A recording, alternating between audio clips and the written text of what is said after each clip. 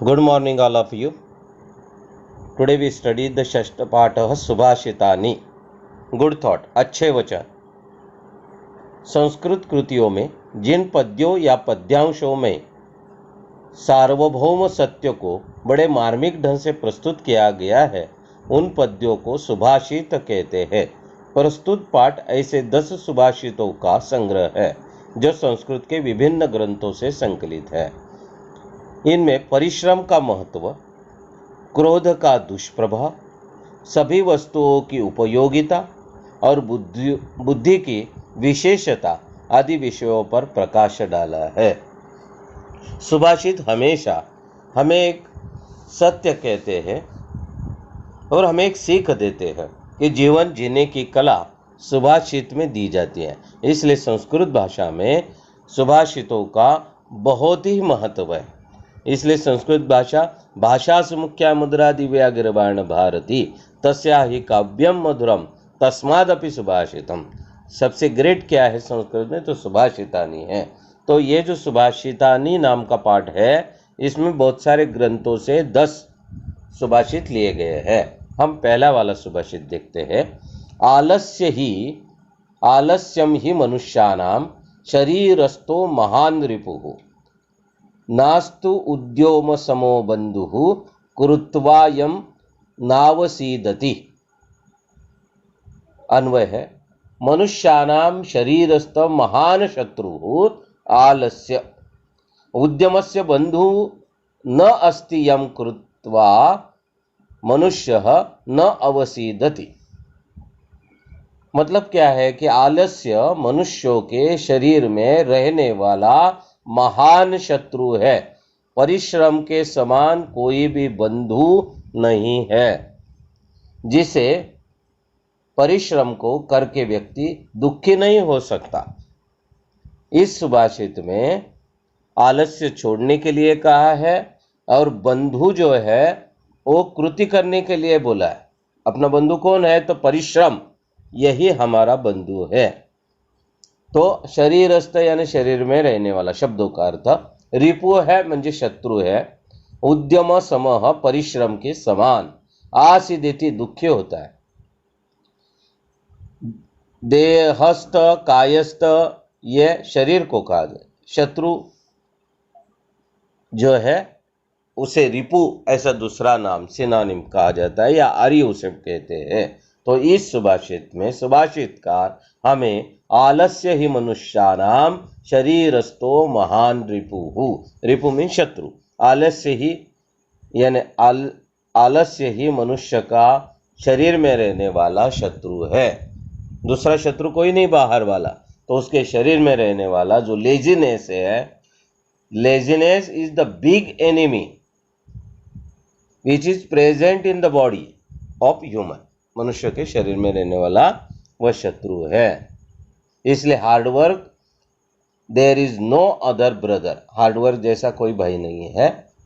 इसलिए by doing hard work a man does not go to the dispersion. इसलिए हमें hard work करना चाहिए। यह पहले वाला सुभाषित हमें कहता है। दूसरा है, गुणी गुणम वेत्ति न वेत्ति निर्गुणो, बली बलम वेत्ति न वेत्ति निर्बलः, पीको वसंतस्य गुणम न वायसः, करीच सिंहस्य बलम न मूषकः।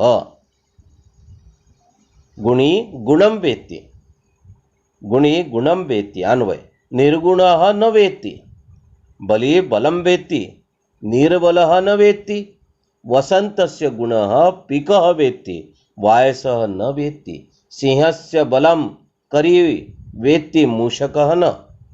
पहले वेत्ति का मतलब हम जानते हैं। वेत्ति का मतलब है जानता है, पहचानता है, पारख करता है। इसे वेत्ति शब्द, ये संस्कृत में वेत्ति का मतलब है जानना, नोविंग, नोज।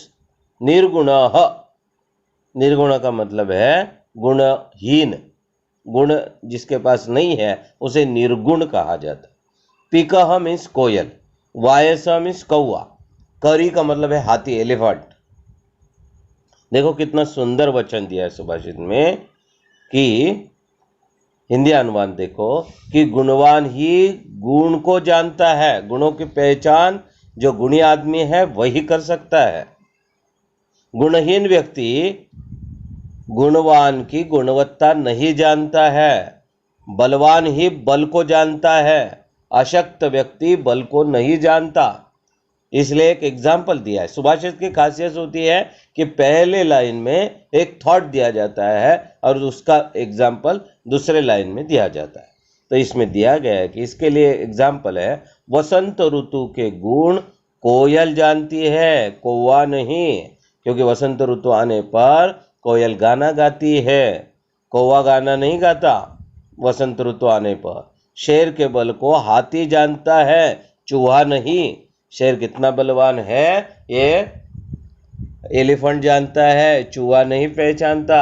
इसलिए वसंत ऋतु आने पर कोयल मिठास में गाती है। कौवा नहीं जानता वसंत ऋतु के गुण। गुणवान ही गुणों को जानता है, निर्गुण व्यक्ति नहीं जानता। यह है दूसरा वाला सुभाषित। तीसरा हम देखते हैं, निमित्तमुद्दिश्य ही यः प्रकुप्यति, ध्रुवं सतस्यापगमे प्रसीदति, अकारणद्वेषि मनस्तु यस्य वै, कथम जनस्त्वं परितोषयिष्यति। अन्वय देखो, यह निमित्तम उद्दिश्यम प्रकुप्यति स तस्य अपगमे ध्रुवं प्रसीदति, यस्य मनः अकारणद्वेषी अस्ति जनतं कथम परितोषयिष्यति। हार्ड वर्ड क्या है देखो। निमित्तम मीन्स कारण, रीजन। प्रकुप्यति अधिक क्रोध आता है। ध्रुवम निश्चित रूप से। अपगमे समाप्त होने पर। अकारण द्वेषी मन, अकारण द्वेषकारी मन। परितोषयिष्यति मीन्स संतुष्ट करेगा। हिंदी अनुवाद देखो, जो कारण को लक्ष्य करके मतलब जानकर देखकर क्रोधित हो जाता है, वह उस कारण के हट जाने पर निश्चित ही प्रसन्न हो जाता है। जिसका मन अकारण द्वेष करता है उसे कोई व्यक्ति कैसे प्रसन्न कर सकता है। मतलब क्या है कि जो कारण को लक्ष्य करके जानकर देखकर क्रोधित हो जाता है, इमीडिएटली जिसे क्रोध आता है, इसको संस्कृत में कहा है शनै रुष्टा शनै तुष्टा, रुष्टा तुष्टा क्षणि क्षणि। कुछ व्यक्ति ऐसे होते हैं, थोड़े देर में आनंदी रहते हैं, थोड़ी देर में क्रोधित होते हैं, फिर से आनंदित होते हैं, फिर से क्रोधित हो जाते हैं। ऐसे लोगों को कोई कैसे संतुष्ट कर सकता है? कि जो कारण देखकर क्रोधित हो जाता है, कारण नष्ट हो जाने पर आनंदी हो जाता है, फिर से क्रोधित हो जाता है, ऐसे लोगों को समाज संतुष्ट नहीं कर सकता। फोर्थ, उदारितो अर्थ पशुनाम अपि गुह्यते, ह्याच्च नागाच्च वहन्ति बोधिताः, अनुक्तम अप्युहति पंडितो जनः, परेंगित ज्ञान फलाः हि बुद्धयः।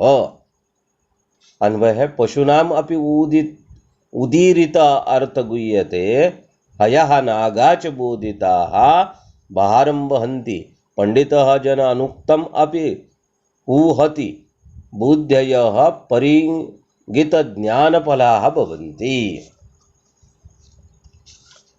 मतलब है, बताया गया विषय पशु के द्वारा भी ग्रहण कर लिया जाता है। घोड़े और हाथी बोधित होकर भार ढोते हैं। विद्वान व्यक्ति न कहे गए विषय का भी अनुमान कर लेता है। बुद्धिया दूसरों के द्वारा किए गए संकेत से उत्पन्न ज्ञान रूपी फल को पा लेती है, अर्थात दूसरों के संकेतों से ही गूढ़ विषय को जान लेता है। यानी ये जो 4 नंबर वाला सुभाषित है, इसमें बुद्धि की विशेषता कही है कि बुद्धिमान आदमी जैसा है कि उसे यदि आपने नहीं समझाया तो भी सिचुएशन देखकर वो जान लेता है कि इस सिचुएशन का मतलब क्या है, उसकी बुद्धि अनुमान लगा लेती है। वैसे ही कुछ एनिमल ऐसे हैं कि इनको यदि सिखा दिया जाए तो भाषा को समझ सकते हैं। इसलिए कि बताया गया विषय पशुओं के द्वारा भी ग्रहण किया जाता है, उसे समझता है। जैसे घोड़े और हाथी, इनको ट्रेनिंग दिया जाए तो ठीक से बाहर ढोते हैं। आदमियों को घोड़ा लेके जाता है, हाथी काम करता है, कुत्ते को ट्रेन किया जाए तो अन्वेषण करता है। ये सारा प्राणियों के द्वारा बुद्धि से काम किया जाता है। विद्वान व्यक्ति न कहे विषय को भी अपने बुद्धि से अनुमान लगाकर जान लेता है। इसलिए बुद्धिया दूसरों के द्वारा किए गए संकेत से उत्पन्न ज्ञान रूपी फल को पा लेती है। दूसरों के संकेतों से ही गुण विषय को जान लेती है। बुद्धि ऐसी है जिसके पास बुद्धि है, न बोले जाने पर भी वो विषय को समझ सकता है कि क्या कहना है मुझे। इसलिए बुद्धि का महत्व इस 4 नंबर के सुभाषित में आपको दिया है। इसमें हार्डवर्ड क्या है? उदीरित कहा हुआ, गुह्यते पाया जाता है, हयाहा मीन्स घोड़े अश्व, नागहा मीन्स हाथी अनेक बहुवचन है, वहंती वहन करते हैं धोते, ऊहति अनुमान लगाते हैं। संकेत युक्त ज्ञान रूपी फल को यह अंकित ज्ञान फला कहा जाता है। तो पहले वाले सुभाषित में सुभाषितकार हमें आलस्य को छोड़ने के लिए कहता है और हार्डवर्क करने की प्रेरणा देता है। दूसरे वाले में गुण बढ़ाने के लिए कहता है और गुणी लोग ही गुणी लोगों को पहचानते हैं, गुणी लोगों का महत्व बताया। 3 नंबर में हमें समझाया गया है कि जो कारण को लक्ष्य करके रुष्ट और तुष्ट होते हैं, ऐसे लोगों को कोई संतुष्ट नहीं कर सकता, इसलिए बिना कारण क्रोध नहीं करना चाहिए। ये 3 नंबर में सुभाषितकार हमें समझाता है और 4 नंबर में हमें बुद्धि की विशेषता समझाई गई है। 5 नंबर वाला सुभाषित देखकर आज का पीरियड हम खत्म करते हैं। क्रोधो ही शत्रु प्रथमो नराणां, देहस्थितो देह विनाशनाय, यथास्थितं काष्ठगतो हि वह्निः स एव वह्निर्वहते शरीरम। बहुत ही सुंदर थॉट यहाँ पे दिया है। अन्वय देखेंगे। नराणाम देह विनाशनाय प्रथम शत्रु देहस्थित क्रोध, यथा काष्ठगत स्थित वह्नि काष्ठमेव दहते सह शरीरम दहते। हार्डवर्क है। देहस्थित यानी शरीर में जो रहता है वह, काष्ठगत लकड़ी में स्थित है वह, वह्नि यानी अग्नि, दहते यानी जलाता है। हिंदी अनुवाद ऐसा है कि लोगों के शरीर के सर्वनाश के लिए उसका प्रथम शत्रु देह में स्थित क्रोध है। मैंने कहा कि पहले इसमें एक थॉट बताते हैं, दूसरे इसमें एग्जाम्पल देते हैं। इसका एग्जाम्पल दिया, जैसे लकड़ी में स्थित, काष्ठ में मीन्स लकड़ी में स्थित, आग लकड़ी को ही जलाती है, उसी प्रकार शरीर को क्रोध जलाता है। अग्नि लकड़ी में मौजूद है, उसे यदि आग लगा दी जाए तो लकड़ी नष्ट हो जाती है, क्योंकि उसके भीतर पहले से ही अग्नि है, इसलिए लकड़ी जलती है। वैसे शरीर में यदि क्रोध है तो वो शरीर का नाश करता है, विनाश करता है। Good bye.